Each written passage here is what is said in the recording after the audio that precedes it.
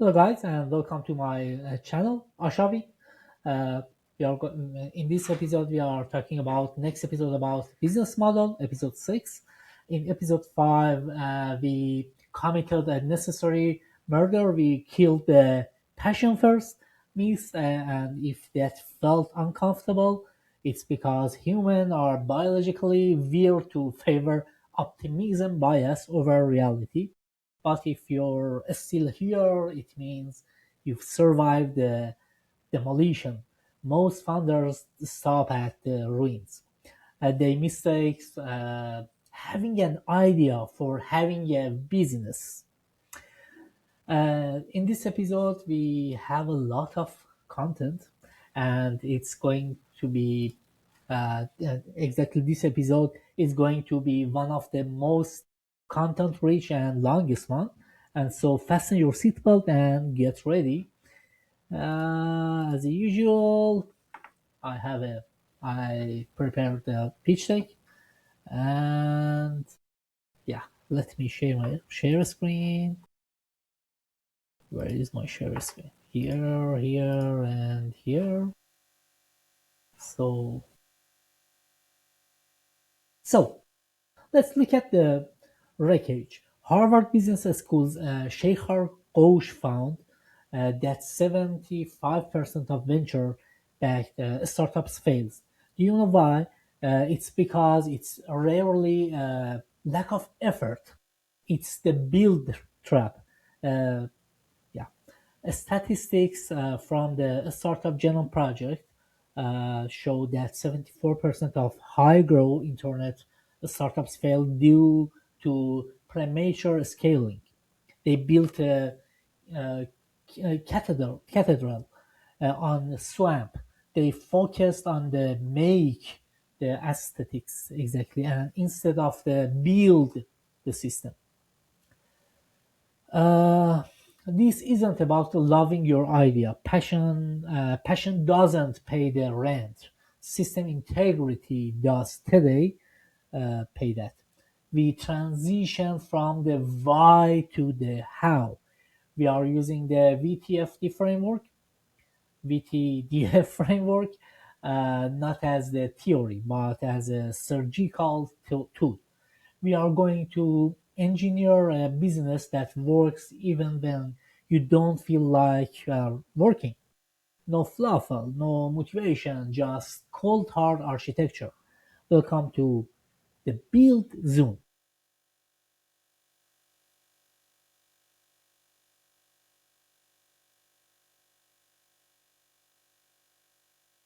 The cognitive trap, there is a psychological trap in entrepreneurship called action bias. It's the human urge to do something, anything, to alleviate the anxiety for uncertainty. You write code, you design a logo, you post on LinkedIn or Instagram or make a video for YouTube. You feel productive. But according to Peter Drucker, the father of modern management, there is nothing so useless as doing efficiently that which should not be done at all. Most of you aren't building, you are just making. Making is an activity, building is an architecture. The data is brutal. A study published in the Journal of Business Venturing indicates that founders who spend more time on symbolic actions like business card or a business pitch deck or fancy office or rather than functional or organizing are significantly more likely to fail within 24 months. We are obsessed with the output, but we ignore the throughput. In systems theory, specifically the input process output, that means IPO model, a business is nothing more than a black box that transforms a raw problem into a predictable solution. If your business depends on your daily heroics to function, You haven't built a system. You've just built a job for yourself. It's VTDF framework. To move from making to building, we use the VTDF framework as usual in our system. This isn't just a catchy acronym, it's a structural stress test. V for value is your product market fit. T for technology is your operational efficiency. D for distribution is your customer acquisition cost, CAC exactly, versus LTV, lifetime value.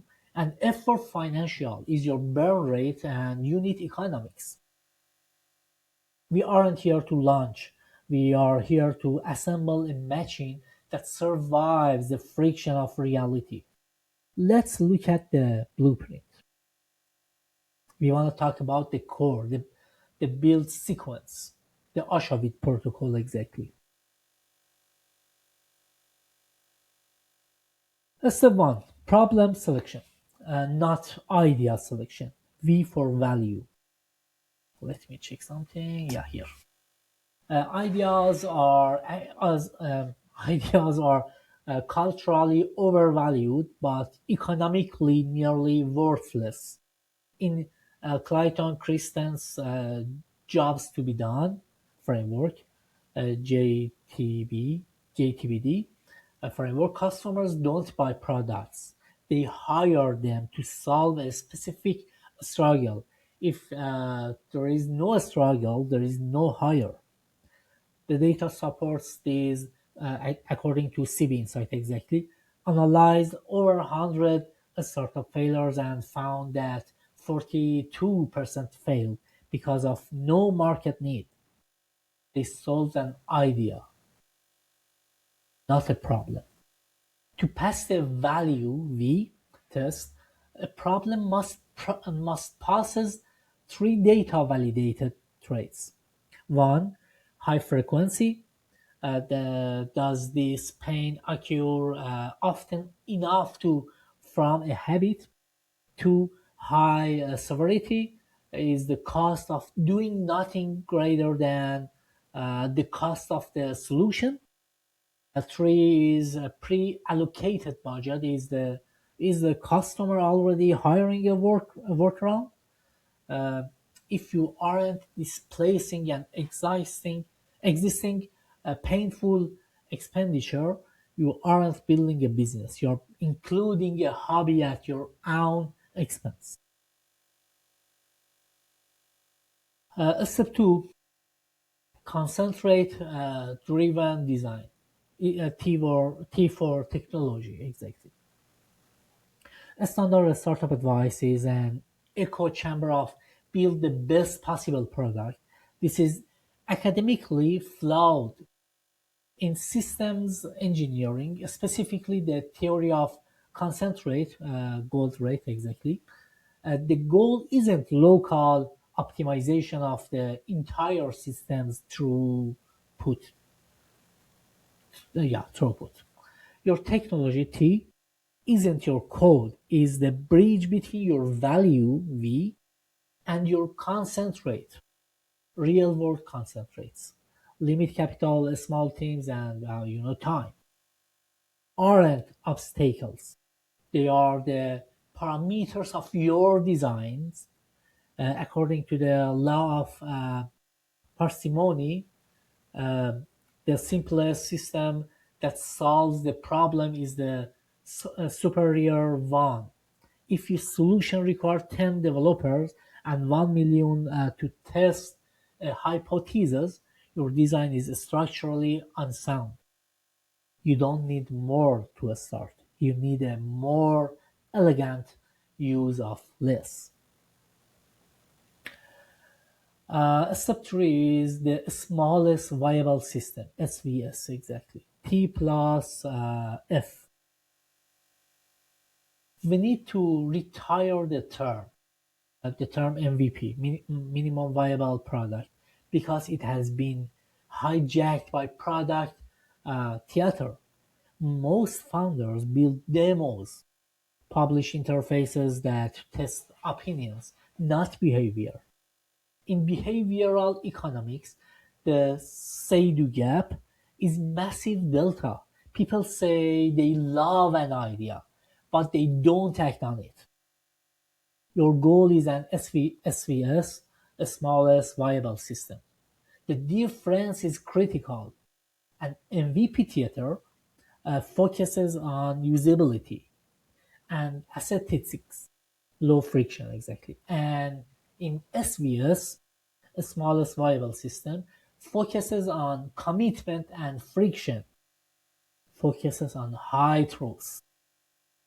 MVP focus on a low friction and SVS focus on high trust. The SVS must trigger what Nassim Taleb calls skin in the game. For a system to be viable, it must extract the cost from the user.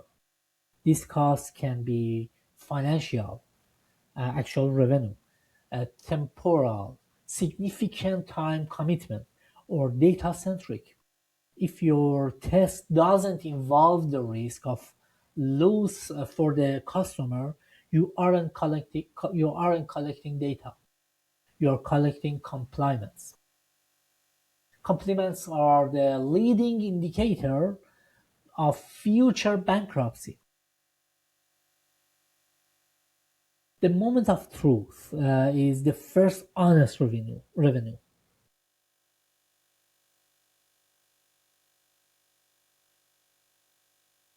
Let me check something. I think I lost one of my slides here. No worry. Until okay, no worry. Until this moment, the mirage of feedback, you have been living in a simulation. In a startup culture, we are addicted to soft metrics, wait list, LinkedIn like, and verbal affirmation. But in behavioral economics, we recognize the information asymmetry between a potential customer and founder. When a friend or a beta tester tells you your idea is great, they are often practicing social desirability bias. They aren't helping you, they are lying to you to avoid social friction.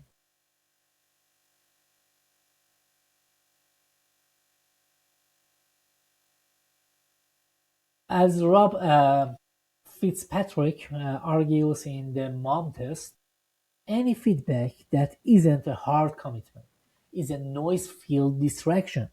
Truth doesn't live in the maybe. Truth lives in the transaction. The F lover, the F lover is revenue as a validity filter. This is where the financial F lever of the VTFD. Do you remember that in the slide number 3? V for value, T for technology, D for distribution, and F for financial. Back to slide number 6. So, as I said, this is where the financial lever of the VTDF framework becomes a surgical instrument. We aren't looking for profit yet. We are looking for validation of sacrifice. In the early stage of Airbnb, the founders didn't just need user. They need $80 from total stranger to sleep on on an air mattress in a living room.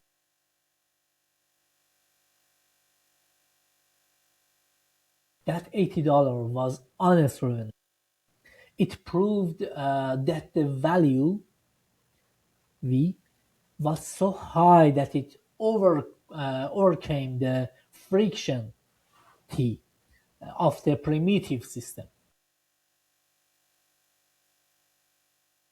Let's look at localized example that translate globally.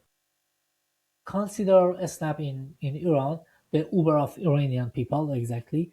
When they launched the infrastructure for digital payments and GPS was fractured, but they found their honest revenue moment when commuters, strangers who had zero personal loyalty to the founders, were willing to bypass traditional trusted taxi agencies to book a ride via a clunky early stage app. The data showed that the opportunity cost of waiting for a traditional taxi was higher than perceived risks of the new system. That is the point where a project becomes a business. There is another thing that name is the quantitative threshold. According to the lean startup methodology, Eric Rice, we are looking for the minimum viable revenue (MVR). It's not about the decimal point. It's about the conversion velocity. There is amateur metrics. For example, over 10,000 signups, zero skin in the game.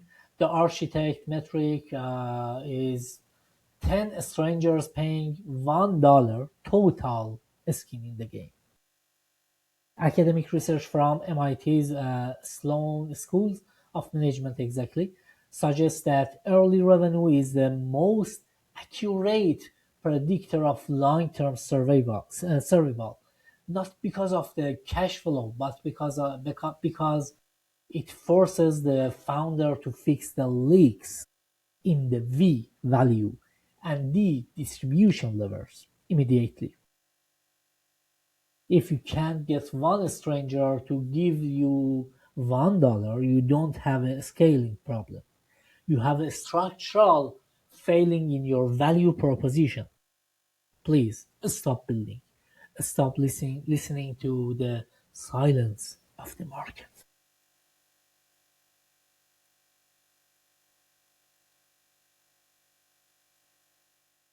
We have to be honest about the biology of the build zone.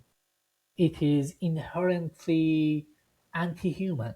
As humans, we are evolutionarily programmed for loss aversion and immediate gratification. Building a business system, real structure building exactly, is slow. It's invisible and it feels like failure for a long time.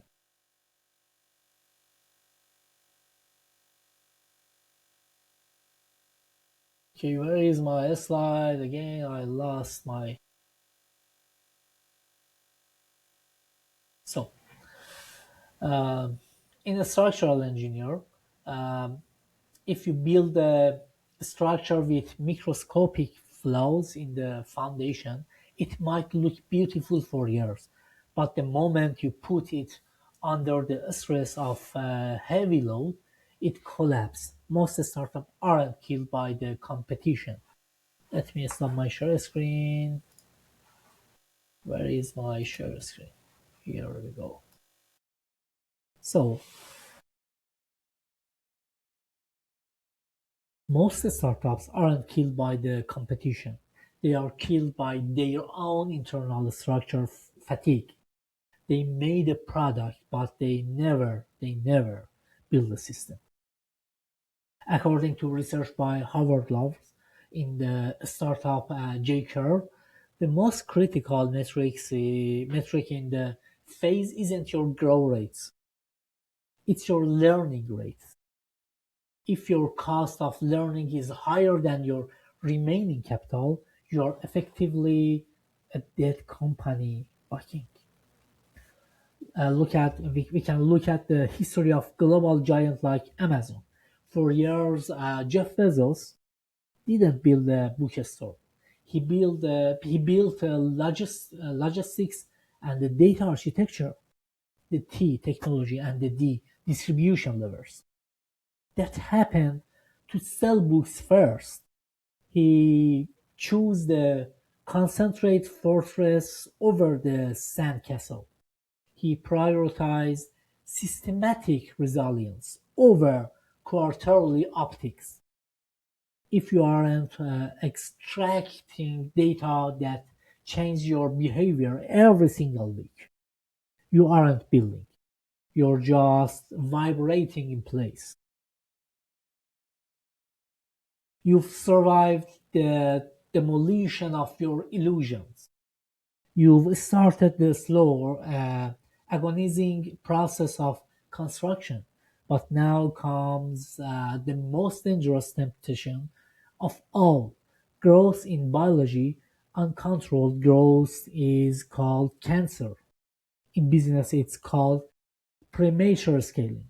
Research from the Kaufman Foundation shows that companies that scale too fast too soon perform over, I think, 76% worse than those that wait for a stable system. In the next episode, I'm going to show you why scaling is the poisons that kills the most promising startups, and how to know exactly when and if you are allowed to grow. Because if you scale a broken system, you aren't building a bigger business, you're just building a bigger disaster. We are closing this episode, but the work hasn't even started. In cognitive psychology, there is a phenomenon called the IQ effect. We overvalue things we've built ourselves, even if they are structurally flawed, because you've spent weeks or months making your product, you're biased. You are blind to the cracks in your own foundation. But the market is cold physics. It doesn't care about your effort. It only cares about systematic integrity. I'm giving you a diagnostic exercise based on the five whys technology developed by the Sakichi Toyoda. I want you to look at your current project through the lens of the VTDF stress test. Answer these four questions with data, not adjective. V, value. Can you show me a screenshot of your stranger's pain? Not a survey result, but a job they failed to complete today. Two, T for technology. If you had to deliver your service using only a WhatsApp group and a spreadsheet, would you? If the answer is no, your tech is a crutch, not a lever. Three, D for distribution. Do you have a linear acquisition path? If your only plan is going viral, you don't have a D-lever distribution channel exactly. You have a lottery ticket maybe. And finally, four, F for financial. Have you extracted a skin in the game? Even $1, according to the zero price effect, then early, the difference between $0 and $1 is a psychological chasm. If they won't pay a cent, they aren't customers, they're guests. Write this answer down, and not in your head exactly, on your paper or on your on our this video YouTube. The generation effect in neuroscience proves that the act of writing creates deeper cognitive commitment. If you find a no in any of these four pillars, congratulations. You just saved yourself 3 years of failing at a business that never existed. You've stopped being an amateur maker. You've started being a system architect. I'll see you in episode 7, where we discuss the most seductive trap in the word scaling. Build a system, not a dream. Thanks for watching me, and bye.